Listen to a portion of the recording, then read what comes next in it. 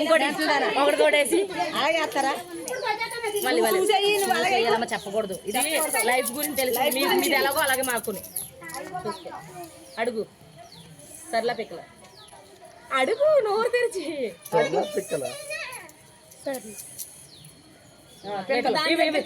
ఇవి ఒకటి. Hello everyone, మళ్ళీ వచ్చాను ఏంటనుకుంటున్నారా? చూసారు కదా గేమ్ సర్లా పిక్కలను ఆడిస్తాం. రాజమండ్రి వచ్చిన వెంటనే ఆ పందిరి మధ్యలో, పందిరి లోపల ఆ మంచం వేసి అలా ఆడిస్తారు. సర్లు అంటే 2తో ప్లస్ చేసినవన్నీ సర్లు, పిక్కలు అంటే 1, 3, 4, 5, 7, 9 అలా అన్నమాట. లాస్ట్కి ఎవరి దగ్గర ఎక్కువ కాయిన్స్ ఉంటే వాళ్ళే గెలిచినట్టు. అయితే ఇందులో పెళ్ళికొడుకే గెలిచాడు. నెక్స్ట్ వచ్చేసి పౌడర్ పెడతారు. పౌడర్ పెట్టి చూడండి వీడియోలో చూపించిన విధంగా దాన్ని రాసుకోమంటారు.